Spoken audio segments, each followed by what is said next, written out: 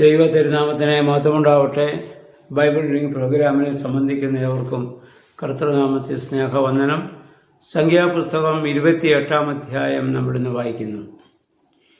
28-29 അധ്യായങ്ങളിലെ വിവിധ ഉത്സവങ്ങളെക്കുറിച്ചും അത് ആചരിക്കേണ്ട രീതിയെക്കുറിച്ചും ഒക്കെയാണ് ഇവിടെ പറയുന്നത്. ലേവ്യ പുസ്തകം 1 മുതൽ 7 വരെയുള്ള അധ്യായങ്ങളിലെ ഉത്സവങ്ങളെക്കുറിച്ചും അതിൻ്റെ ആചാരാനുഷ്ഠാനങ്ങളെക്കുറിച്ചൊക്കെ നേരത്തെ വായിച്ചതാണ്, യാഗങ്ങളെക്കുറിച്ചൊക്കെ. അപ്പോൾ ആ ആരാധനയ്ക്കുള്ളതായ യാഗങ്ങൾ എങ്ങനെ അർപ്പിക്കണമെന്ന് ലേവ്യ പുസ്തകത്തിൽ നമ്മൾ നേരത്തെ വായിച്ചിട്ടുണ്ട്.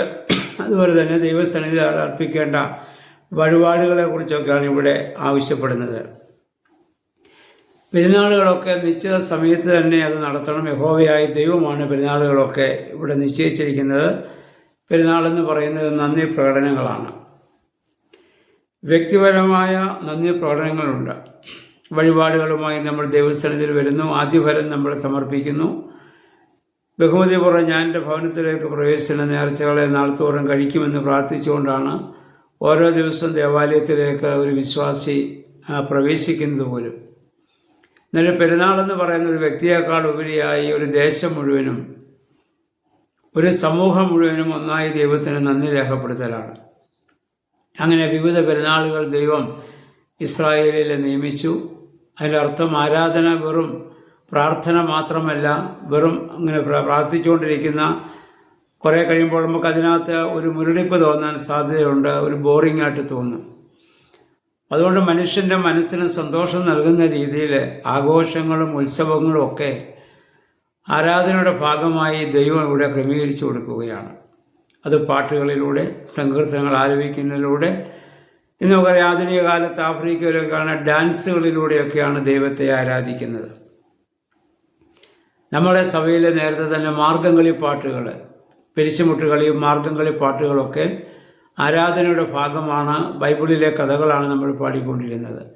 അപ്പോൾ ആരാധന എന്ന് പറയുന്ന ദൈവത്തെ ആരാധിക്കുന്നത് വെറും മനുഷ്യന് മുരടിപ്പുണ്ടാകുന്ന ഒരു അനുഭവമാകാതെ എല്ലാവർക്കും സന്തോഷത്തിൻ്റെ, വലിയ ആഹ്ലാദത്തിൻ്റെ അനുഭവമായി അത് മാറ്റപ്പെടുകയാണ്. അതുകൊണ്ട് അതെല്ലാം ഓരോ വർഷം തന്നെ അനേക പ്രാവശ്യങ്ങളായിട്ട് ദൈവം അത് ക്രമീകരിച്ചു കൊടുത്തിട്ടുണ്ട്. അതാത് സമയങ്ങളിൽ കൃത്യമായിട്ടത് നടത്തണം. അർപ്പിക്കപ്പെടുന്നതായ ബലി ദൈവത്തിന് പരിമളമാണെന്ന് നമ്മളിവിടെ വായിക്കുന്നുണ്ട്. എന്ന് പറഞ്ഞാൽ അതിനർത്ഥം ബലി അർപ്പിക്കുക എന്ന് പറഞ്ഞാൽ അവനവനെ തന്നെ സമർപ്പിക്കലാണ്. എന്നെ പൂർണ്ണമായി ദൈവത്തിന് സമർപ്പിക്കുന്നതിനേക്കാൾ വലുതായിട്ട് ദൈവത്തിന് പരിമളമായിട്ടൊന്നുമില്ല. എന്നെ തന്നെ സമർപ്പിക്കുന്നതിൻ്റെ പ്രതീകമായിട്ടാണ് ഞാൻ നൽകുന്നതായ വസ്തുക്കളോ ആചാരങ്ങളോ അനുഷ്ഠാനങ്ങളോ ഒക്കെ എന്നെ തന്നെ സമർപ്പിക്കുന്നതിൻ്റെ പ്രതീകങ്ങളാണ്. ഓരോ വിശ്വാസിയും ദൈവത്തിന് തന്നെ പൂർണ്ണമായി സമർപ്പിക്കുമ്പോൾ ദൈവത്തിനത് പരിമള ധൂപത്തിന് അത് തുല്യമായിട്ട് അത് മാറുന്നു എന്നുള്ളതാണ്. ഇപ്പോൾ രാവിലെയും വൈകിട്ടുമൊക്കെ ആയിട്ട് ഇവർക്ക് രാവിലെ ഹോമയാഗവും വൈകുന്നേരം ഭോജനയാഗവും ഒക്കെയാണ് അവർ അർപ്പിച്ചിരുന്നത്. ബാബേൽ പ്രവാസത്തിന് ശേഷം സമയങ്ങൾക്കൊക്കെ ചില വ്യത്യാസങ്ങളൊക്കെ വന്നിട്ടുണ്ട്. എങ്കിൽ പോലും വലിയ മാറ്റമില്ലാതെ അവരതൊക്കെ അത് തുടരുകയാണ്. പിന്നെ 11 മുതൽ വാക്യങ്ങൾ മാസത്തിൻ്റെ ആരംഭത്തിന് ഇത് നടത്തേണ്ടതായ യാഗങ്ങളെക്കുറിച്ച് പറയുന്നുണ്ട്. അതുപോലെ തന്നെ ഈ അമാവാസിയുമായിട്ട് ബന്ധപ്പെട്ട് അത് അന്നത്തെ ജാതികളുടെയിലൊക്കെ അപ്രകാരം ധാരാളം കാര്യങ്ങളുണ്ടായിരുന്നു.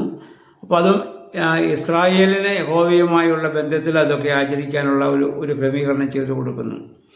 16 മുതൽ 17 വരെയുള്ള വാക്യങ്ങളിൽ നമ്മൾ വായിക്കുന്നത് പെസഹ പെരുന്നാളിനെ കുറിച്ചാണ്. 1-ാം മാസം 14-ാം തീയതി പെസഹ ആയിരിക്കണം. ഇതിനെപ്പറ്റി നേരത്തെ നമ്മൾ ചിന്തിച്ചിട്ടുള്ളതാണ്. പെസഹ പെരുന്നാളിൻ്റെ പ്രത്യേകത അത് ഭവനങ്ങളിലാണ് വാസ്തവത്തിൽ പെരുന്നാളുകൾ നടക്കുന്നത്. പിന്നെ ബലിയർപ്പണവുമായിട്ട് ബന്ധപ്പെട്ട് മാത്രമേ അവർ ദേവാലയത്തിൽ പോകേണ്ട ആവശ്യമുള്ളൂ. ബാക്കി പെസഹ എല്ലാ ഭവനങ്ങളിലും അത് ആചരിക്കേണ്ടതാണ്. അത് ഇസ്രായേലിൻ്റെ മിസ്രയീമിൽ നിന്നുള്ള വിടുതലിനെ അത് സൂചിപ്പിക്കുന്നതാണല്ലോ. അത് കൃത്യമായി എല്ലാ മാസവും വളരെ നിർബന്ധമായി അവർ ആചരിക്കേണ്ട പെരുന്നാളാണത്. എല്ലാ മാസവും 1-ാം മാസം 10-ാം തീയതി എല്ലാ ഭവനത്തിലും ആടുകളെ വേർതിരിച്ച് നിർത്തണം. 14-ാം തീയതി സന്ധ്യാസമയത്ത് അതിനെ അറുക്കണം. അതിനുശേഷമുള്ള 7 ദിവസം പുളിപ്പില്ലാത്ത അപ്പത്തിൻ്റെ പെരുന്നാളാണ്. അങ്ങനെ ഏകദേശം ഒരാഴ്ച നീണ്ടു നിൽക്കുന്ന വലിയ പെരുന്നാളാണ് പെസഹ പെരുന്നാൾ. അന്ന് പുളിപ്പ് അവിടെ കാണാൻ പാടില്ല. പുളിപ്പില്ലാത്തപ്പത്തിൻ്റെ പെരുന്നാളാണ്. അവർ അവിടെ നിന്ന് പുറപ്പെടുമ്പോൾ മാവ് പൊളിക്കുന്നതിന് മുൻപ് അപ്പം ഉണ്ടാക്കി കഴിച്ച് പോരേണ്ട സാഹചര്യം ഉണ്ടായില്ല. അതുകൊണ്ടാണല്ലോ അതിനെ പുളിപ്പില്ലാത്തപ്പത്തിൻ്റെ പെരുന്നാൾ എന്ന് പറയാൻ കാരണമായിട്ട് തീർന്നത്. പിന്നീട് ആദ്യഫല അതിൻ്റെ 26-ാം വാക്യത്തിൽ വരുമ്പോൾ ആദ്യഫല ദിവസം അഥവാ കൊയ്ത്ത് പെരുന്നാൾ, ഇത് നമ്മൾ ലേവ്യ പുസ്തകത്തിൽ അല്ലെ പുറപ്പാട് പുസ്തകത്തിൻ്റെ 34-ാം അധ്യായത്തിൽ 22-ാം വാക്യത്തിൽ ഇതിനെ വാരോത്സവം എന്ന് നേരത്തെ നമ്മൾ കണ്ടതാണ്. അപ്പോൾ അതാണ് ഈ ആദ്യഫല ദിവസം അല്ലെങ്കിൽ ആ പെരുന്നാൾ. അത് ഒരു വാരോത്സവമായി അവരെ ആചരിച്ചു വന്നു. പിന്നീട് ഇതുമായി ബന്ധപ്പെട്ട പെന്തിക്കോസ്തി പെരുന്നാൾ ഉണ്ടാകുന്നു. അപ്പോൾ അതോട് ചേർന്ന് സീനായി ഉടമ്പടിയെ കൂടി അവർ സ്മരിച്ച് വിളവെടുപ്പിൻ്റെ പെരുന്നാളായി അവർ നടത്തി വന്നിരുന്ന വലിയ പെരുന്നാളാണല്ലോ അവർക്ക് പെന്തിക്കോസ്തി പെരുന്നാൾ എന്ന് പറയുന്നത്. അപ്പോൾ അതുപോലെ തന്നെ വിശുദ്ധ സഭായോഗം കൂടുന്ന ദിവസങ്ങളും ആളുകൾ വേലയൊന്നും ചെയ്യാൻ പാടില്ല. മറ്റു പെരുന്നാളുകൾ കഠിന വേലകളൊന്നും ചെയ്യാൻ പാടില്ല. എന്നു പറഞ്ഞാൽ ആ ദിവസം ദൈവത്തോടുള്ള സമർപ്പണത്തിനായിട്ട്, പ്രാർത്ഥനയ്ക്കായിട്ട്, ആരാധനയ്ക്കായിട്ട് പൂർണ്ണമായി മാറ്റിവെക്കുക എന്നാണ് അർത്ഥം. ജീവിതത്തിൽ നമ്മളും ഒരു ദിവസം തന്നെ കുറച്ച് സമയമെങ്കിലും ദൈവസന്നിധിയിലായിരിക്കാനും ദൈവത്തിന് വേണ്ടി പൂർണ്ണമായി സമർപ്പിക്കാനും മാറ്റിവെക്കുവാനും നമുക്ക് സാധിക്കേണ്ടതാണ്.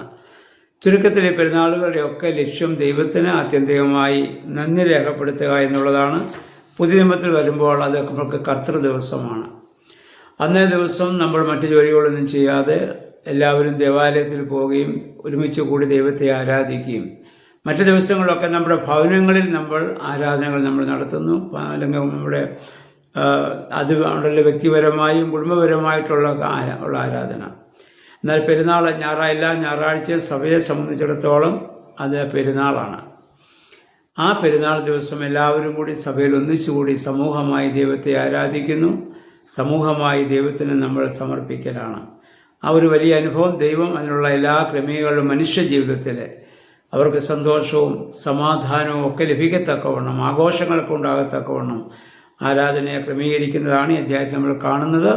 പുതിയ നിയമത്തിലും അതൊക്കെ തന്നെയാണ്. പക്ഷേ അതിൻ്റെ അന്തസ്സത്തെ വിട്ട് നമ്മൾ ആചാരാനുഷ്ഠാനങ്ങൾ മാത്രമാകുമ്പോൾ നമ്മുടെ ആരാധനയ്ക്ക് പ്രസക്തിയില്ലാതെ പോകും. അതൊക്കെ ദൈവികമായ മനുഷ്യനെ സ്നേഹിക്കുക, ദൈവത്തെ സ്നേഹിക്കുക എന്നുള്ളതാണ് എല്ലാ ആഘോഷങ്ങളുടെയും ആത്യന്തികമായ ലക്ഷ്യം. ആ രീതിയിൽ അതിനെയൊക്കെ കാണുവാനും സഭയുടെ എല്ലാ ആചാരാനുഷ്ഠാനങ്ങളിലെയും ആ രീതിയിൽ ഉൾക്കൊള്ളുവാനും നമുക്കിടയാകട്ടെ. ദൈവം അതിന് നമ്മെ സഹായിക്കട്ടെ. എല്ലാവർക്കും നല്ലൊരു ശുഭദിനം ആശംസിക്കുന്നു.